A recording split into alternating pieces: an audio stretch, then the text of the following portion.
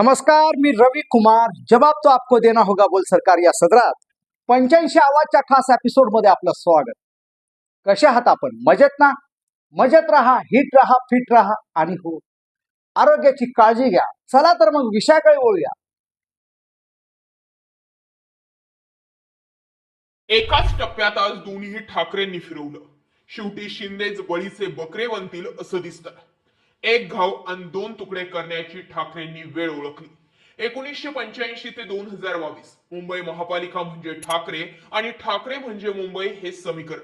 37 वर्ष अखंड. 1995 मध्ये बाळासाहेब ठाकरे यांच्या नेतृत्वाखाली भाजप सोबत युती झाली, जी 2017 पर्यंत टिकली.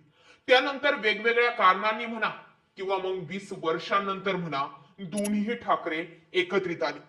दोन ठाकरे एकत्रित येतील या चर्चा 4 जुलै 2025 पासून सुरू आहेत. दोन ठाकरे त्यानंतर तब्बल 12 वेळा भेटले.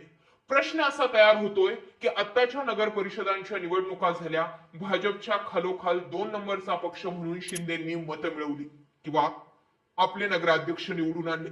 पण या सगळ्यांमध्ये प्रश्न आता असा तयार होतोय की दोन्ही ठाकरे मैदानात आल्यानंतर सुद्धा शिंदे त्यांचं अस्तित्व राखू शकतात का? याही नगर परिषदांच्या निवडणुकांमध्ये भाजप विरुद्ध शिंदे हे वॉर सुरू होतं. भाजपच्या विरोधात लढायला दुसरा तिसरा कोणीही नाही तर एकनाथ शिंदे मैदानात तयार होता. आणि आता एकनाथ शिंदे आणि इकडून हा एकनाथ आणि दुसरीकडून भाजप हे सगळं सुरू असताना आता पुढे मैदानामध्ये येत आहेत दोन्ही ठाकरे. उद्धव ठाकरे बोलायला कमी असतील, उद्धव ठाकरे बोलण्याची मर्यादा पाळत असतील, उद्धव ठाकरे थोडं सुसंस्कृत पद्धतीचं राजकारण करत असतील, उद्धव ठाकरे एखाद्याच्या अंगावर धावून जात नसतील, पण याच्याच विपरीत उद्धव ठाकरेंचा भाऊ म्हणजे राज ठाकरे. राज ठाकरे जशास तसं उत्तरही देऊ शकतात, राज ठाकरे जशास तशी जागाही दाखवू शकतात आणि राज ठाकरे आरडाओरडा न करता त्या टॉपच्या लेवलचं भाषणही करू शकतात.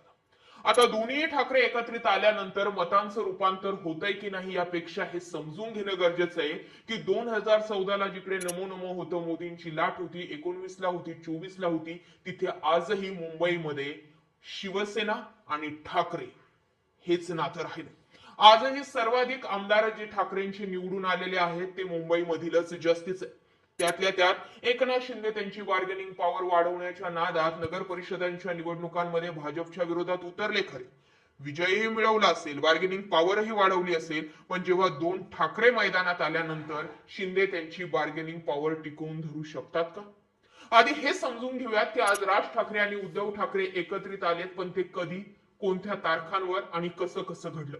तारीख होती 4 जुलै 2025 ची. सगळ्यात अगोदर हिंदी सक्ती विरोधी रॅलीमध्ये दोन्ही ठाकरे एकत्र आले. मुंबईचे रस्ते भगव्याने जाम झाले होते. दुसरी तारीख होती 27 जुलैची. राज ठाकरेंनी उद्धव ठाकरेंच्या घरी वाढदिवसानिमित्त भेट दिली. तिसरी तारीख होती 7 सप्टेंबर 2025 ची. गणपती दर्शनानिमित्त उद्धव ठाकरेंची फॅमिली ही राज ठाकरेंच्या घरी गेली.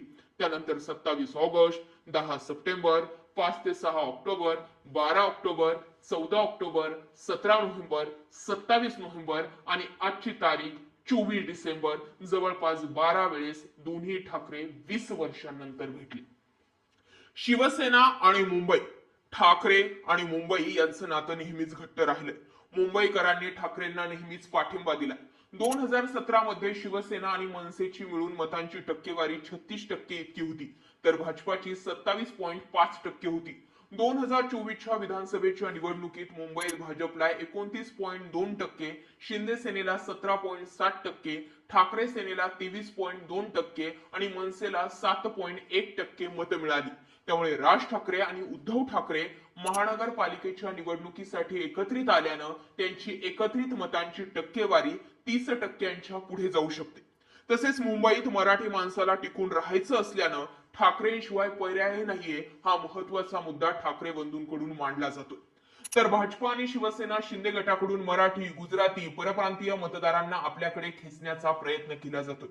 मुंबईमध्ये तसंही बाहेरच्या परप्रांतीयांचं आक्रमण मोठ्या प्रमाणावरती. बराचसा भाग हा गुजराती लोकांनी आधीच व्यापलाय, परप्रांतीयांनी व्यापलाय आणि त्यातल्या त्यात भाजप आजही ठामपणे हे सांगू शकत नाहीये की मुंबईचा महापौर हा मराठीच होईल. आशिष शेलारांचा एक व्हिडिओ बघितला, हिंदू होईल म्हणतात पण मराठी होईल असं म्हणत नाही. ठाकरे ठामपणे सांगतात की मुंबईचा महापौर हा मराठीच होईल. शिवसेना आणि मुंबईकरांचं नातं तोडणं तसं कठीण आहे. बाळासाहेब ठाकरेंनी जे मुंबईसाठी योगदान दिलंय, बाळासाहेब ठाकरेंनी मुंबई जो मराठा माणूस टिकवून ठेवला, मराठी माणूस टिकवून ठेवला, आज त्या मराठी माणसांना सुद्धा ठाकरेंविषयीची सहानुभूती कायम आहे की नाही यावरच मुंबई महापालिकेत कोण हे ठरणार. पण या सगळ्यांमध्ये गेम होणार तो एकनाथ शिंदेचा. दोन ठाकरेंचे मत आणि शिंदेचे मत जवळपास सारखेच. मतांचं विभाजनात भाजपला फायदा की तोटा यापेक्षा शिंदेचा गेम ओव्हर होऊ शकतो.